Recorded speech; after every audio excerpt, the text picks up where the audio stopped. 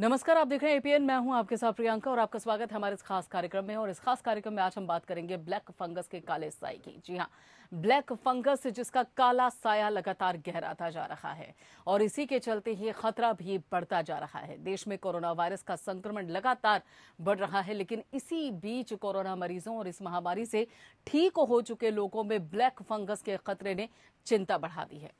Mucormycosis यानी कि black fungus के सबसे ज्यादा मामले गुजरात में सामने आए।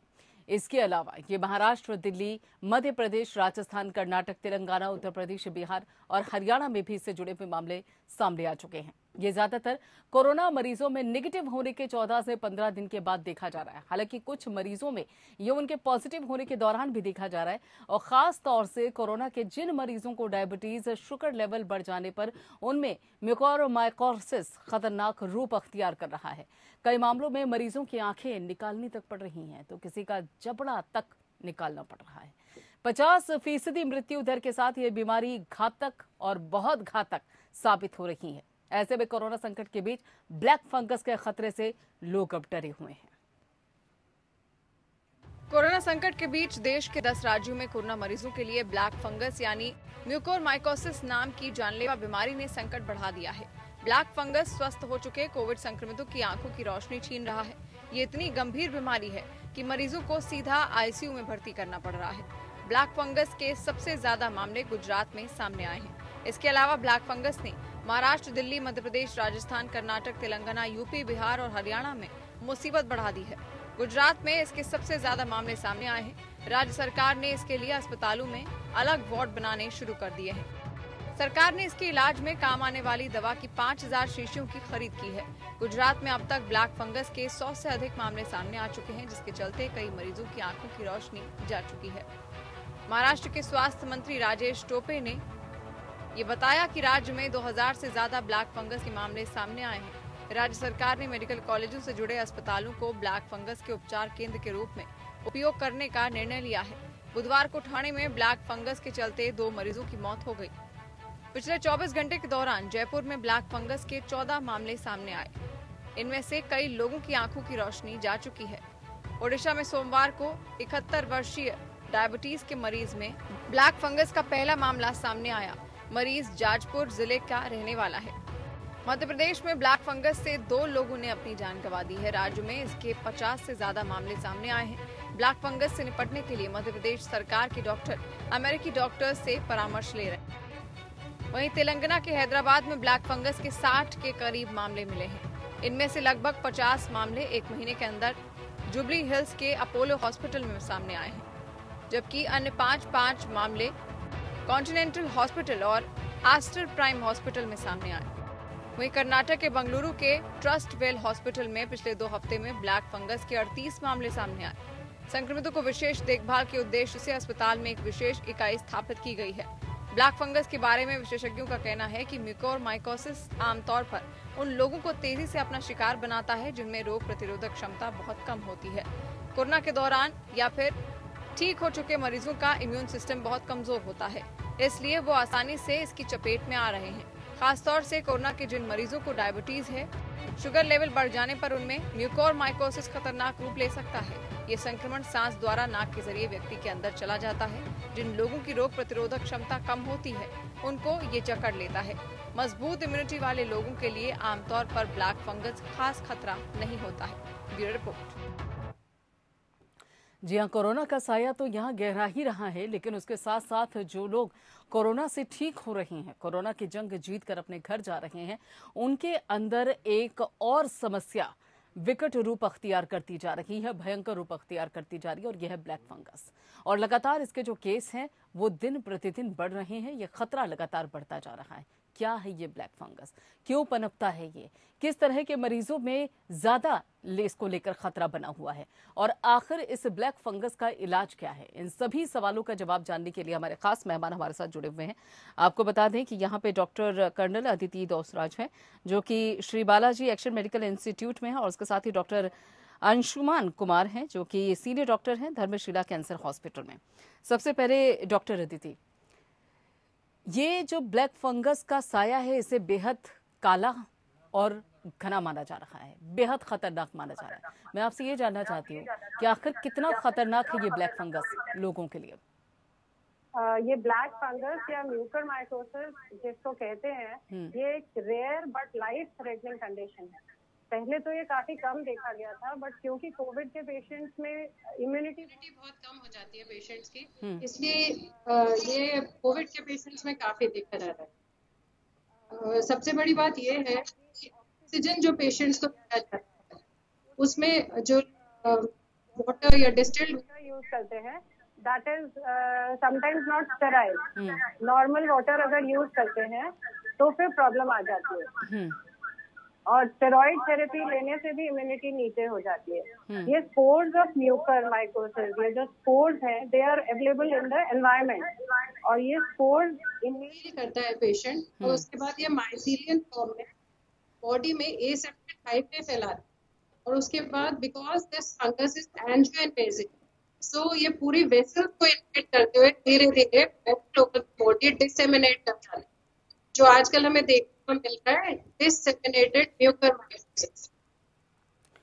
बिल्कुल। यहाँ पे डॉक्टर अंशुमान, क्या ये मानकर चला जाए कि ये जो ब्लैक फंगस की अब समस्या खड़ी हो रही है, इसे कितना विकराल माना जा सकता है? खासतौर पे गुजरात में सबसे ज्यादा केसेस इसको लेकर देखने को मिल रहे हैं, हालांकि अब तो उत्तर प्रदेश, हरियाणा और बाकी जगहों पर भी ब्लैक फंगस के मामले देखने को मिल रहे हैं। आखिर इसके लक्षण क्या है, शुरुआती लक्षण क्या है, कब ये समझा जाए कि आपको ब्लैक फंगस की अब समस्या खड़ी हो रही है आपके लिए? जी प्रियंका, आज उस कोविड एरा में या में ये कॉमन टॉपिक हो गया ब्लैक। इसको म्यूकरमाइकोसिस कहते हैं, काला फफूंद भी कह सकते हैं। आमतौर पे आप जो देखते हैं, ब्रेड जब आपका पाव रोटी ब्रेड पुराने होने के बाद उस पर फफूंद जो लगता है, एग्जैक्टली उसी टाइप का एक मेडिकल फंगस है जिसको म्यूकरमाइकोसिस कहते हैं, वही काला फफूंद है। आम डॉक्टरों के लिए अनकॉमन बात हो सकती है। मैं कैंसर स्पेशलिस्ट हूँ, कैंसर के मरीजों में काफी कॉमन तकलीफ है ये, और हमें प्रिवेंटिवली मतलब ब्लैक फंगस ग्रो न करे इसके लिए भी दवा चलानी पड़ती है जब मरीज कीमोथेरेपी पे होते हैं या एडवांस स्टेज कैंसर होता है। कोविड वाले मरीजों में क्यों हुआ? मेरे पास पहला केस कोविड वाला मरीज का आया था 4-5 महीने पहले, जो कि नॉर्मल डॉक्टर के पास जब गया था तो उनको ये लगा कहीं कैंसर हो गया है। उसके लक्षण क्या थे? नाक से काला और लाल पानी आता था, और बाद में ऊपर के दांत उसके गिरने लगे, जबड़े के ऊपर के दांत गिरने लगे। तो डॉक्टर को दिखाया, डॉक्टर ने कहा कि मुझे कैंसर का शक है, आप डॉक्टर के पास जाइए। मेरे पास आया, मैंने बायोप्सी करी, मैं क्लिनिकली ही लगा ब्लैक फंगस म्यूकरमाइकोसिस से बायोप्सी करी, सीटी स्कैन कराया। अल्टीमेटली लेकिन अनफॉर्चुनेटली उसका जबड़ा सड़ चुका था, तो ऑपरेट करना पड़ा और एंटी फंगल ट्रीटमेंट दिया, ठीक हो गया। उसके बाद से लाइन लग गए हैं इन केसेस की। मैक्सिमम डॉक्टर इसीलिए रेफर कर दे रहे हैं कि आप लोग एक्सपर्टीज होती है, कैंसर के रोगी भी मिलता है ब्लैक फंगस, आप लोग इसको हैंडल कीजिए।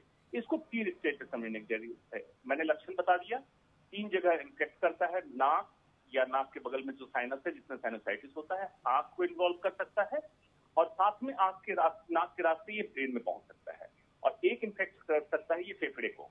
जब स्पोर्स इसके पॉलिन्स की तरह पतले पतले स्पोर्स होते हैं, जब हम सांस अंदर लेते हैं तो अंदर चला जाए तो फेफड़ों को इन्वॉल्व कर सकता है। मेन है आईसीयू में जो मरीज कोविड का भर्ती हो उसको हो सकता है, या जिनको स्टेरॉइड बहुत चला। तो यहाँ पे एक दर्शक को एक लेसन क्या लेने की जरूरत है, ओवर द काउंटर जो एलोपैथिक प्रेस्क्रिप्शन घूम रहा है जिसमें मेड्रोल नाम की दवा है लिखी हुई, मत खाएं ऐसे ही बिना डॉक्टर को दिखाए, आप उस मेड्रोल दवा को ना खाएं। एक्सेसिव यूज ऑफ स्टेरॉइड बाद में भी कोविड के मरीज में जो होने लगा है वो ना हो, वही कारण है ब्लैक फंगस के बढ़ने का। तो प्रिवेंशन यहाँ हुआ। दूसरा प्रिवेंशन, जब कोविड से आपकी रिकवरी हो जाए तो घर का वातावरण नमी का ना हो आपका, मतलब सुबह के समय खिड़की खोल दे, घर का वेंटिलेशन होने दे, धूप आने दे, जिससे नमी ना हो। नमी होने पे फंगस ग्रो करेगा। आप जब बाहर पार्क में घूमने जाएं तो ऐसी जगह पे ना घूमें जहां केले का पेड़ हो या बड़े दरख्त पेड़ हो, जहां पे नमी ज्यादा रहती है। और घूमने जब जाएं तो मास्क जरूर लगाएं कि नाक या मुख के रास्ते ब्लैक फंगस अंदर जाएगा। प्रिवेंशन हो गया। ट्रीटमेंट बता दिया, अर्ली पकड़ना है। अर्ली अगर हम पकड़ लेते हैं तो दवाइयों से ठीक हो जा रहा है। अगर एडवांस स्टेज हो रहा है तो चमड़े की सर्जरी, आंख की सर्जरी करनी पड़ रही है।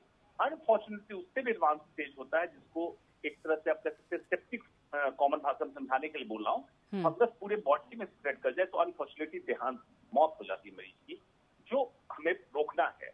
और ये इंडिया में काफी नोन प्रॉब्लम है, सिर्फ हमें इसके लिए अवेयर करना है। आप लोग अच्छा कर रहे हैं, दर्शकों को अवेयर कर रहे हैं, डॉक्टर भी अवेयर हो, इसको हम रोक सकते हैं, प्रिवेंटेबल है। ठीक है। और यहाँ पे डॉक्टर, जिस तरह से अभी तक पूरे ये मामले सामने आ रहे हैं ब्लैक फंगस को लेकर, अभी जिस तरह से डॉक्टर अंशुमान ने बताया कि ये कारण हो सकते हैं ब्लैक फंगस के, जरूरत है कि नमी से थोड़ा सा दूरी बनाकर रखा जाए। लेकिन इससे पहले कि हम दूसरे मुद्दे पर जाएं, सबसे पहले जो दर्शक हमें इस वक्त आपको देख रहे हैं, सुन रहे हैं, क्या इसको लेकर किस तरह की सावधानियां बरतनी चाहिए? इलाज किस तरीके से इसका हो सकता है? डॉक्टर के पास ही जाना पड़ेगा, और या फिर ये मानकर चला जाए कि शुरुआती समय में कुछ यहाँ पर एहतियात है जिसको बरतने के चलते भी इससे मुक्ति पाई जा सकती है? डॉक्टर अदिति जी, सबसे पहले तो मैं ये बताना चाहूंगी कि क्योंकि पोस्ट कोविड जनरली होता है और पेशेंट क्या नोटिस करते हैं, अगर उन्हें गलती से भी नोज के अंदर कोई ब्लैक स्पॉट या इंफ्रा ऑर्बिटल, आंख के निचले हिस्से में, यहाँ पे ऑर्बिट के नीचे कोई ब्लैक स्पॉट दिखे, तो उनका रेड साइन है कि तुम्हें कुछ भी फंगल इन्फेक्शन हो सकती है, क्योंकि ये फंगस एक्चुअली वेसल को इन्वेड करती है, एंजियो इन्वेजन, और जब वेसल को इन्वेड करती है तो थ्रोम्बस बन जाता है और वहाँ की ब्लड सप्लाई रुक जाती है। और ये ब्लैक स्पॉट एक्चुअली फंगस नहीं, ये निक्रोज्ड एरिया है, मतलब ऑलरेडी तुम्हारे शरीर में निक्रोसिस उस फंगस की वजह से शुरू हो चुका है। अगर वो कंफाइंड है सिर्फ नोज और पैरानेजल साइनसेस में, तब तो ये अर्ली स्टेज पे पेशेंट को इमीडिएटली हॉस्पिटल जाके डॉक्टर इसका बायोप्सी या स्टेन कर लेंगे, KOH stain, Sabouraud's dextrose agar stain, और ये initially IV liposomal amphotericin B, posaconazole and normal saline infusion से इनिशियली रुक सकता है। बट अगर ये फंगस या नोज और पैरानेजल साइनस से होता हुआ आंख के रास्ते ऑर्बिट को इन्वॉल्व करता हुआ ब्रेन में चला गया, या फिर नोज के रास्ते क्रिब्रिफॉर्म प्लेट से ब्रेन में अगर ये फंगस चला गया, तो फिर ये बहुत ज्यादा सीवियर कंडीशन है, पेशेंट की डेथ भी हो सकती है। तो हमें पेशेंट को सबसे पहले ये बताना है कि अगर आप कोविड से ट्रीट भी हो गए हैं और बिल्कुल ठीक है, बट बिवेयर, अगर कोई भी आपको ब्लैक स्पॉट, नेजल डिस्चार्ज, आंख में हल्का सा रेडनेस, स्वेलिंग, आंख टाइट होना, आंख का बाहर आना, लाली होना, या कुछ भी सांस लेने में तकलीफ उसके बाद शुरू होती है, तो उसको लाइटली ना लें, घर में ना रहे, इमीडिएटली हॉस्पिटल जाएं। तभी इसका इलाज अर्ली स्टेज में हो सकता है, नहीं तो 2 से 3 दिन के अंदर ये फंगस लीथल हो सकती है। यानी कि 2 से 3 दिन के अंदर अंदर ये फंगस जो है वो बेहद खतरनाक रूप अख्तियार कर सकता है आपके शरीर के अंदर। डॉक्टर अंशुमान, बचाव कैसे करें? आपने कहा कि नमी में नहीं जाना चाहिए, जो केले का पेड़ है या जहां पर जिस भी पेड़ के नीचे ज्यादा नमी हो वहां ना जाए, लेकिन सिर्फ नमी से बचाव ही इस ब्लैक फंगस से दूर रख सकता है मरीज को, या फिर इसके अलावा भी दूसरी एहतियात बरतने की जरूरत है? जी प्रियंका, 3 स्तर पे एहतियात की जरूरत है। Over the counter medicine Covid के इलाज के लिए नहीं ले, नंबर 1। खास करके स्टेरॉइड बिल्कुल न ले। हालांकि हर मेडिसिन एक केमिकल है, डॉक्टर की सलाह में ही लें, लेकिन स्टेरॉइड तो बिल्कुल न लें, डॉक्टर को डोज डिसाइड करने दें। डायबिटीज के रोगी, किडनी ट्रांसप्लांट के रोगी, कैंसर के रोगी, जिनकी इम्यूनिटी ऑलरेडी कमजोर है, वो तो बिल्कुल ही एक्स्ट्रा ध्यान दें, क्योंकि उनके पास डबल हो गया। एक पहले से इम्यूनिटी कमजोर थी, कोविड हो गया, अब आप स्टेरॉइड लेंगे और इम्यूनिटी सप्रेस होगी, तो ब्लैक फंगस का पूरा चांस है। पहला प्रिवेंशन। दूसरा प्रिवेंशन, कोविड से निकलने के बाद आमतौर पे अब धारणा बन जाती है कि अब मुझे तो कोविड हो गया, मैं कोविड फ्री हो गया, अब मुझे कोई रिस्क नहीं है। आपको रिस्क है ब्लैक फंगस का। कोविड से बच गए, इम्यूनिटी है आपकी, लेकिन ब्लैक फंगस से आपका रिस्क है। मास्क लगाइए, उसी तरह से लगाइए, क्योंकि इसकी एंट्री का रास्ता नाक और मुंह 2 ही है, तो आपको मास्क लगाना है। नमी वाली जगह स्पोर्ट्स ज्यादा होते इसलिए मैंने कहा, लेकिन ऐसा नहीं है कि स्पोर्ट्स और कहीं नहीं होगा। अगर मान लीजिए बाथरूम आपके घर का बाथरूम है, घर का ही बाथरूम है, लेकिन बंद रहता है, उसमें लाइट नहीं आती, सनलाइट नहीं आती, धूप नहीं आती है, तो वहां भी स्पोर्ट्स हो सकते हैं। हवा में उड़ के भी स्पोर्ट्स आ सकते हैं, तो उनको खास करके 2 से 4 हफ्ते के लिए प्रिकॉशन के तौर पे मास्क जरूर लगाएं। तीसरी बात, कोई भी लक्षण इग्नोर ना करें। तीसरा प्रिवेंशन, मतलब आंख में खुजली हो, आंख में लाली हो, नाक से पानी आना, या नाक के बगल, आंख के नीचे के हिस्से में दर्द होना, या हेडेक जो ठीक नहीं हो रहा है, खांसी, कोविड से रिकवरी के बाद की बात कर रहा हूँ, खांसी जो कम नहीं हो रही, इन सारे लक्षण को लाइटली न लें, डॉक्टर को संपर्क करें, जांच कराएं। ये बार बार मैं क्यों कह रहा हूँ कि हम उस स्टेज पे दवाइयों से रोक सकते हैं, और इसकी दवा नोन है, अवेलेबल है, उपलब्ध है, इसलिए पैनिक ना करें। और चौथी बात, अब लोग ब्लैक फंगस से डर जाएंगे और इसकी दवा की होर्डिंग करने लगेंगे, इसलिए मैं दवा का नाम ही नहीं बोल रहा हूँ। बार बार आप देख रहे होंगे मैं बोल रहा हूँ दवा है लेकिन दवा का नाम नहीं बोल रहा हूँ। होता क्या है, एक बार डॉक्टर के मुंह से दवा का नाम सुना, काउंटर पे गए, खरीद के खा लिए। बिल्कुल मना मैं कर रहा हूँ, मत कीजिए ऐसा। आप डॉक्टर को मिलिए, डॉक्टर इसके एक्सपर्ट होते हैं, आपको दवा देंगे। दवा की कमी नहीं है हिंदुस्तान में, दवा काफी कॉमनली अवेलेबल है। तो ये अगर 4 स्टेप हम बढ़ते और सरकार भी यही बढ़ते, सरकार भी आजकल बावली हो जाती है, पैनिक करा देती है। पैनिक ना कराए, ये बिल्कुल कॉमनली कॉमन बीमारी है कैंसर रोगियों में, ट्रांसप्लांट के रोगियों में। इसको हम रोक सकते हैं, अभी समय है हमारे पास। बिल्कुल, यानी कि पैनिक करने की जरूरत नहीं है, दवाइयां इसकी बाकायदा उपलब्ध हैं। डॉक्टर अदिति, एक सवाल ये भी यहाँ पर जुड़ा हुआ है इससे कि लोगों में कई भ्रांतियां भी हैं इस ब्लैक फंगस को लेकर। वो ये नहीं समझ पा रहे हैं कि ये कोरोना वायरस से ठीक होने के बाद कोरोना से जुड़ी हुई समस्या है, या फिर ये मानकर चला जाए कि जब वो दवाइयां ले रहे हैं उससे जुड़ा हुआ एक कोई साइड इफेक्ट है। और खासतौर पर हॉस्पिटल से डिस्चार्ज होकर जो मरीज कोरोना की जंग जीत कर अपने घर जा रहे हैं, उनके अंदर अगर इस तरह की समस्या खड़ी होती है तो फिर वो किसकी लापरवाही माने?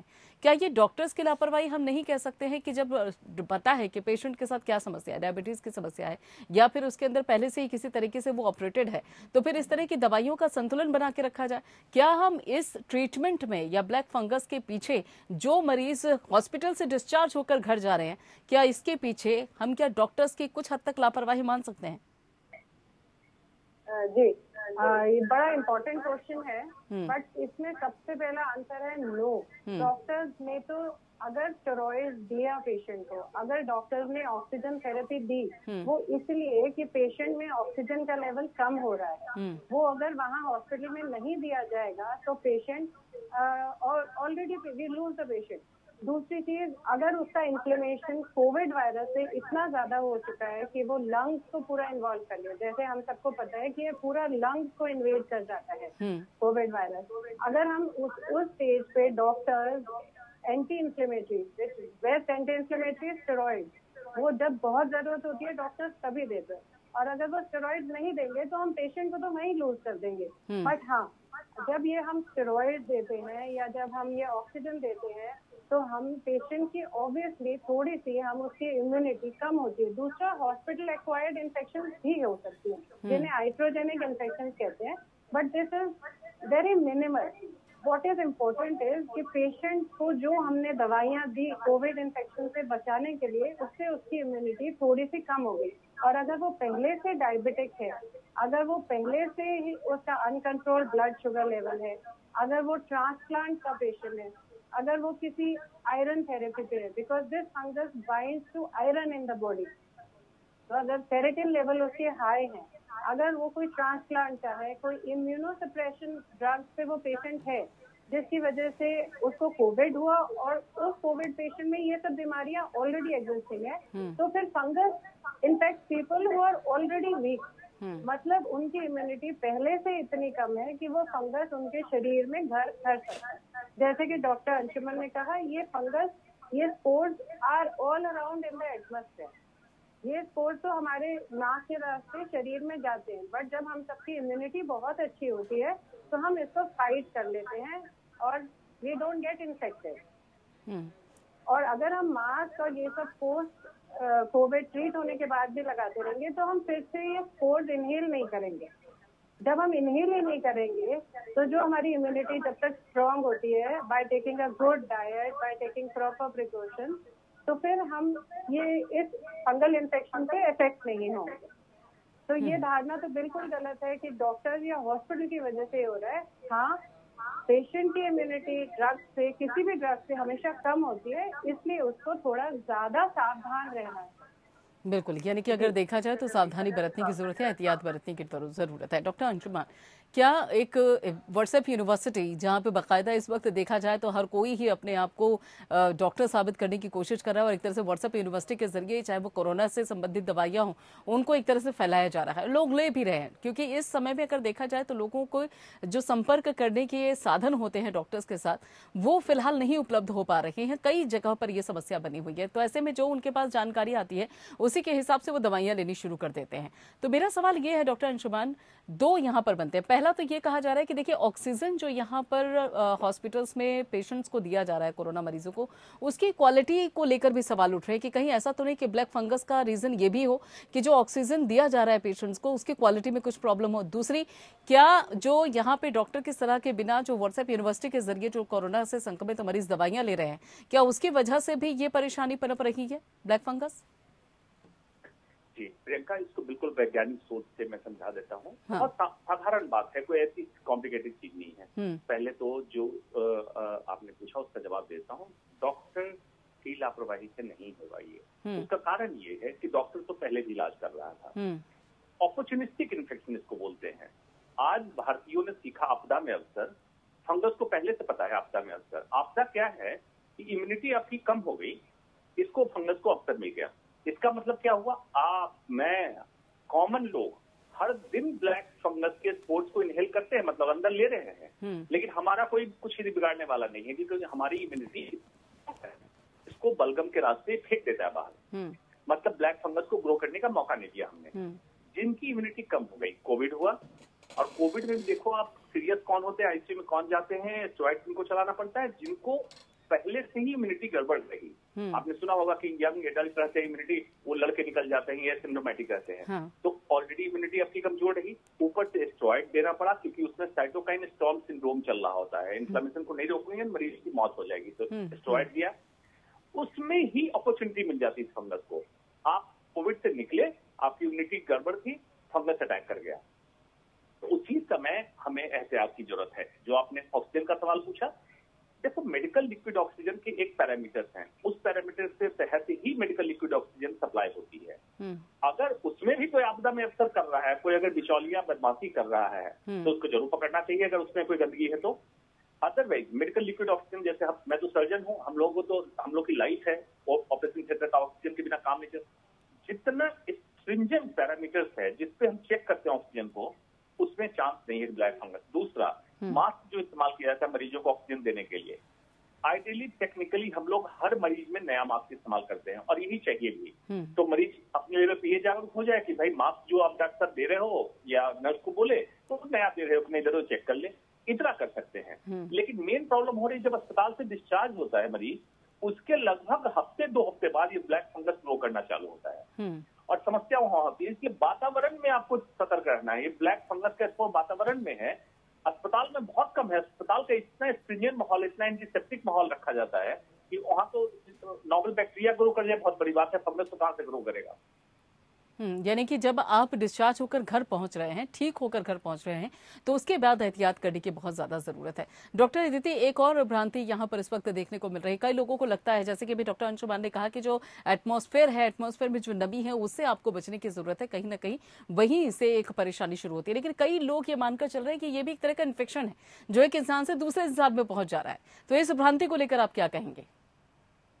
ये धारणा बिल्कुल ही गलत है। ये इन्फेक्शन एक से दूसरे इंसान पे नहीं पहुंचता, ये उसी इंसान तक सीमित रहता है, लेकिन ये उस इंसान के लिए बहुत, जान के लिए बहुत घातक है। तो इसलिए उस इंसान का इलाज करना चाहिए। और अगर आपकी नॉलेज में, आपके संपर्क में कोई भी ऐसा पेशेंट आपको लगता है, जैसे अभी कल ही मुझे एक पेशेंट मिला जिसने बोला मैं तो बिल्कुल ठीक हूँ, वो भी एक बेड पे। जब उन्होंने ये बताया कि मैंने रोज क्लीन किया तो मुझे एक ब्लैक डिस्चार्ज दिखाई दिया, तो इमिडिएटली उन्हें एडवाइस किया गया कि आप उसका स्टेन कराएं और आप चेक कराएं। तो इस स्टेज पे अब जब वो पकड़े गए हैं तो वो इंट्रावीनस एंटीबायोटिक, एंटी फंगल जो डॉक्टर्स देंगे उससे पेशेंट ठीक हो जाएंगे। तो ये बताना जरूरी है कि उस पेशेंट को हॉस्पिटल जाना बहुत जरूरी है, घर में इलाज ना करे, और जो उसे लेके जा रहे हैं वो डरे ना, ये उसको नहीं फैलेगा। ये बिल्कुल उसी पेशेंट को कन्फाइंड है जिसको हुआ है। बट हाँ, मास्क, वो भी डबल मास्क, एज WHO ने रिकमेंड किया है, double mask covering nose and mouth is very important. बिल्कुल, यानी कि आप जरूर मास्क पहनना जरूरी है, और जो भी भ्रांतियां हैं उससे दूर हटने की जरूरत है। उसके साथ साथ अगर इस तरह की समस्या हो तो सीधे डॉक्टर से संपर्क करें, खुद से इलाज ना शुरू करें। बहुत बहुत शुक्रिया डॉक्टर अंशुमान और डॉक्टर अदिति, आप दोनों का जुड़ने के लिए और जरूरी और महत्वपूर्ण सलाह के लिए। तो बेहद जरूरी है कि ब्लैक फंगस से पहले तो डरने की बहुत ज्यादा जरूरत नहीं, जैसा कि डॉक्टर अंशुमान ने कहा। उनका साफ तौर पर कह रहा है कि ये जो समस्या है ये शुरू से है, दवाइयां इसकी उपलब्ध है, जरूरत है कि खुद से इलाज न करके सीधे डॉक्टर से संपर्क किया जाए, और डरने की बिल्कुल जरूरत नहीं। नहीं। फिलहाल इतना ही और बाकी खबरों के लिए आप जुड़े रहिए एपीएन के साथ।